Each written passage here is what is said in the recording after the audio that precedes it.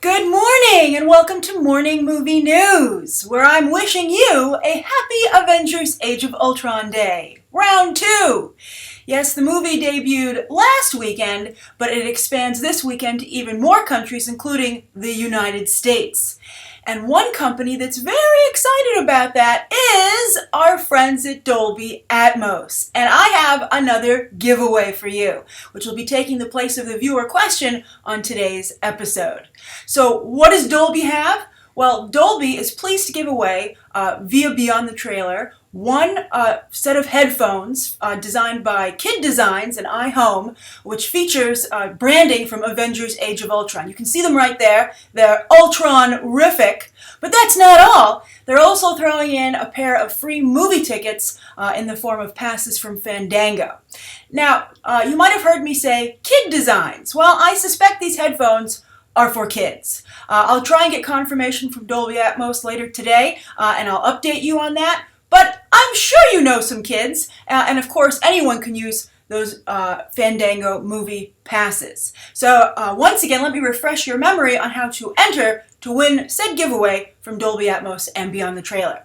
So what do? You go to Twitter and you tweet myself at Grace Randolph, and you have to also include hashtag Dolby Atmos in your tweet. We're going to challenge you by taking away some of those characters that you get.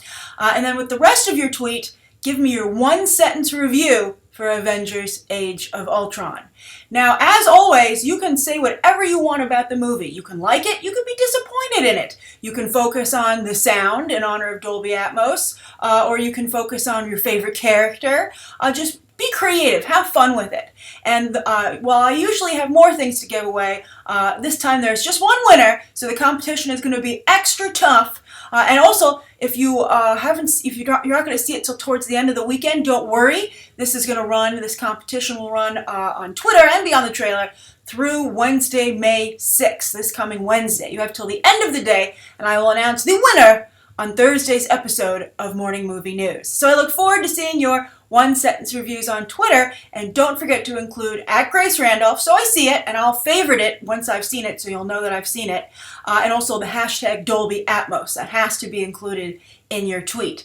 So I'm looking forward to getting a lot of tweets this weekend. Not only your entries for this giveaway, but also so many of you are sending me more selfies. Someone said it was a movie math selfie, and I love that, so I'm taking that and using it to describe it. So what you do is you take a picture of yourself at the movie theater or anywhere you want, but with your Avengers Age of Ultron movie ticket, and I will post that in Movie Math in the episode on Monday. We had a ton of great photos last week from the first round of the film's release, and I'm getting even just as awesome. You know, everybody does such a great job. You guys are in costume, you strike poses, and also I think the coolest thing is you just all look so happy to be there. And I have to say, I went to see it again last night, and it was just as exciting, and I picked up on so many things while watching the movie that surprised me. For instance, I'll just give one little thing that some of you might not have noticed on your first viewing, and this isn't a spoiler, so don't worry.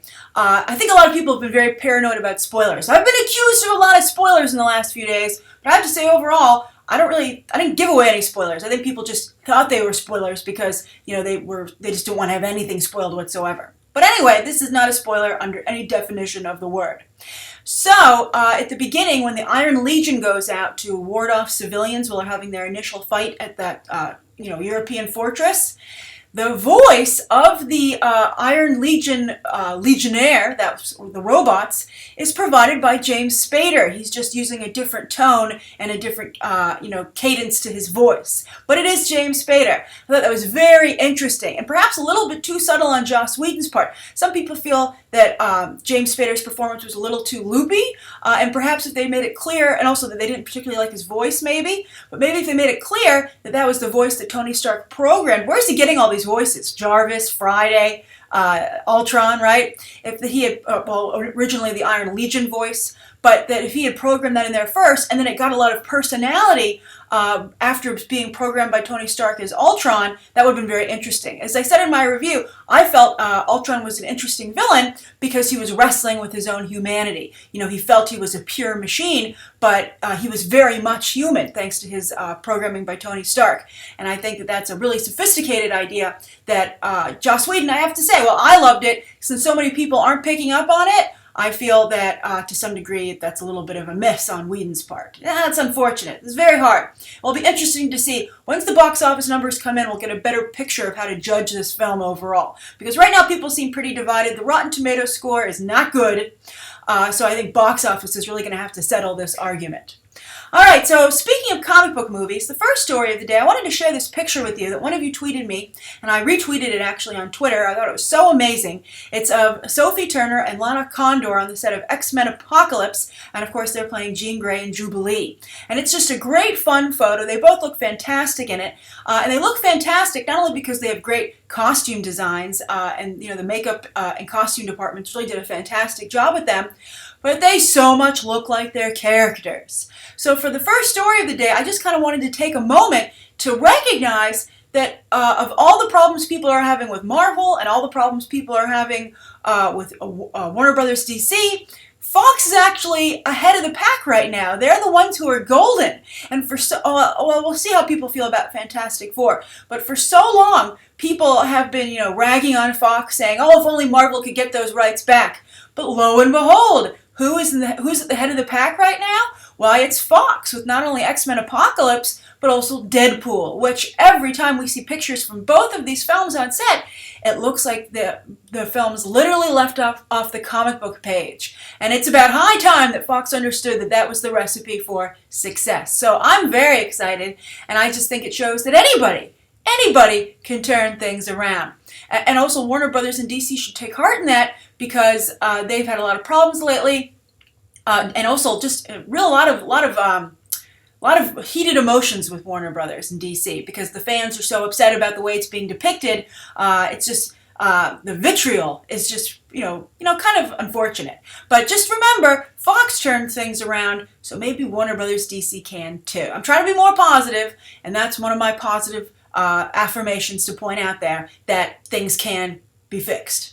Alright, so for the second story of the day, I don't know if anybody watches Family Guy here. I watch it occasionally. I always enjoy it until I feel Seth MacFarlane goes too far. Like he crosses the line of good taste. Then I'm like, why do I watch this show? Then I take a break, and then I come back to it, often on demand, because I'm like, I got nothing to watch. I don't want to take too much up of my time. And Family Guy is a perfect 25 minutes, and they don't put too many commercials in there, even though you can't fast forward them. So anyway, I do enjoy a good Family Guy, and I also enjoy, you know what else I enjoy on Family Guy? A good chicken fight. So what does this have to do with morning movie news? Well, this Sunday they're having their 250th episode. So that's obviously a huge deal. And to celebrate it, Liam Neeson will be guest starring on the show, and he's going to have a fight, a la the chicken fight, with Peter Griffin. There's a link in the video description where you can, I believe, watch the fight in advance if you don't want to tune in on Sunday. I'm sure there's other fun stuff in store. But it was really great to see Liam Neeson do this, because he's a perfect person to engage in this activity with Peter Griffin. And it's also very interesting because it highlights Liam Neeson's relationship with Seth MacFarlane. He, of course, was in A Million Ways to Die in the West. He's also in the upcoming Ted 2, all Seth MacFarlane movies.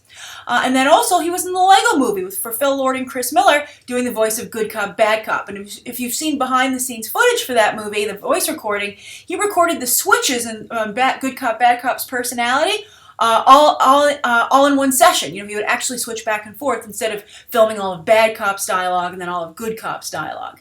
But he did a really great job there. But the bigger question I want to ask for you is, do you think that Liam Neeson is right to do this humorous takes on his his new persona that he has thanks to the Taken franchise? Or do you think he's strengthening his brand, or do you think he's weakening it? And the reason I ask that is because, he's had a little bit of a bumpy road at the box office lately. For instance, Run All Night and A Walk Among the Tombstones did not perform well, and Taken 3, while it did well overseas, was not particularly successful domestically. It's the lowest grossing Taken entry in the franchise here in the United States. So why is that? Is it just that he's just overexposing himself in general, and it has nothing to do with the comedic aspects? Or do you think that he's just become a little bit too much of a cliche? He's just burned it out. And it's his own fault, because he just makes so many of the same type of movie again and again. Even I, who loves this movie, Run All Night, I just totally didn't pay any attention to it because I was like, I just can't do it again. It's like being stuck in a time loop. I would actually wager that he's so funny and so, such a good sport that perhaps Liam Neeson's next move should be a comedy, to lampoon where he's the star of the comedy, not just making a cameo or a supporting role, a comedic version of the Taken films. People have such a good time already making fun of them. It's fun, it's also done out of love, of course. But I think to do that with Liam Neeson going forward might be a good way for him to maintain the action in the films that he does, which people enjoy, but bring a little bit new edge and flavor to it with the humor. I think that would be a good idea, and it's what I would recommend to him if I had the opportunity to advise him. So I'm curious what you guys think. And also, what do you think of that fight with Peter Griffin? All right, so the third story of the day, this actually was brought to my attention by a BTT viewer who really asked that I cover it because he feels the film is very important and he relates to it. I hope he can't relate to the really tragic elements of this film, and if so, either way, though, it's not a happy story. So Anthony, BTT viewer Anthony Williams, thank you for bringing this story to my attention, and just know that we support you, and if you're having ever a difficult time, come on onto the BTT message boards, the comment section, and talk it out with us. Or tweet me anytime. So as you can see, I do see your tweets. All right, so what's the story? Well, A24, the distributor, which has carved out quite a niche for itself in the indie market with distributing acquired films. That means they go to festivals, etc., and they pick up films, make a purchase order, they buy it. The independent film had to raise its own money, and then A24 comes in there and purchases it with a price tag that not only has them recoup that initial investment, but shows a profit. And then they distribute the film. But A24 has decided to make a film in-house. They're going to put up the budget themselves, develop it internally, and then distribute it. And they've put together a pretty interesting movie. And as it fits with the A24 brand, I think it's very much in tune with today's hip culture and a lot of things that concern those people today, that demographic. So let's see here. It's a film that's going to be directed by Cary Fukunaga, and Cary Fukunaga, of course, is the one who directed all of the first season of True Detective. He's executive producing the second season. He just finished Beasts of No Nation with Idris Elba, which Netflix will be distributing. He's doing a Stephen King It remake, which will be 2 movies. Stephen King's It, classic horror story. It's like up there with The Shining, if you've ever seen the Tim Curry one. I did. I believe my parents rented it or got it somehow for me when I was little, and it scared the crap out of me. It's a major property. It's been remade, I think, already once, but it would be hard to top the original. But anyway, he also did Jane Eyre. Cary Fukunaga has been really, he's been a name to look out for quite some time. But even with True Detective, he hasn't quite made it yet. So we'll see if Beasts of No Nation or this project might push him over the edge into being a name director. I think right now more people are familiar with who he is, but he's not quite up there with the recognition that I'm sure he would like to have. So he's going to direct this movie and produce it, and it's going to be written by the Brokeback Mountain scribes. And what is it about? Well, it's about Joe and Jaden Bell telling this true story of a 15-year-old sophomore who happened to be gay. But because he was bullied at school and his loved ones, his family, really couldn't accept who he was, he ended up committing suicide. So the film is going to tell the story of his father, Joe, who is absolutely devastated by this and takes a hard look inside, is set reeling by it, and kind of walks his way to redemption, literally, by going cross-country and trying to open up other people's eyes to the horrors of, not being open to change and acceptance in other people. So I think this is a really strong idea. Again, I think it fits in perfectly with the target demographic that A24 has cultivated. The people who are aware of that brand, thanks to films like The Bling Ring, Spring Breakers, etc.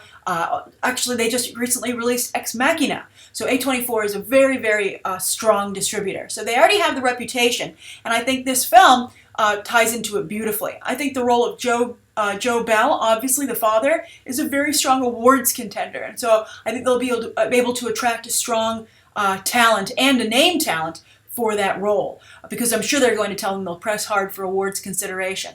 So they have something that is appealing in terms of its subject matter to their fan base, and I think they also have something they can push for awards season, their first in-house film. So that's very exciting.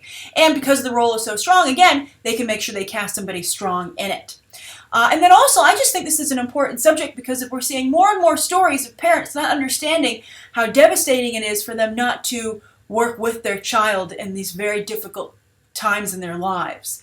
I mean, look at the attention that Bruce Jenner recently brought to it. This is a man who is late in his life, still struggling with it. So when you mix that in with puberty and the horrors of school, I think it's just a perfect storm. And parents are supposed to help you navigate that storm, not add to the problem. So I'm sure you've seen recent stories. There was actually a story recently about a teenager who killed himself because he felt he was transgender, and his parents, being religious, told him that it was just a phase, and he ended up taking his own life. Tragically, the parents did not turn around on the whole thing and stuck by their beliefs. So it's just a really difficult situation, and I think that parents need to be made aware. I think a lot of times the focus is on the kid, the person going through the difficult time, but I think there isn't enough effort made to highlight the parents, not only the repercussions for the parents, but their responsibility in the situation. So I think this sounds like a great movie. I think it's very exciting. It's developing just perfectly. A24 has been paying attention on how to concoct a film. They have great talent behind the camera, and I'm sure they'll assemble some great talent in front of it. So I'm curious, what do you think of it? Do you agree with me that this is an important story to be told? And also, not just me, but with Anthony Williams. So thank you, Anthony, again, for pointing this story out to not just me, but to all BTT viewers. All right, so that's today's morning movie news. Thank you so much for tuning in. Please write down below what you think of today's top 3 stories, and don't forget to enter that viewer giveaway. And then, of course, let me know what you'd like to see covered on Monday and any questions that you might have. Bye.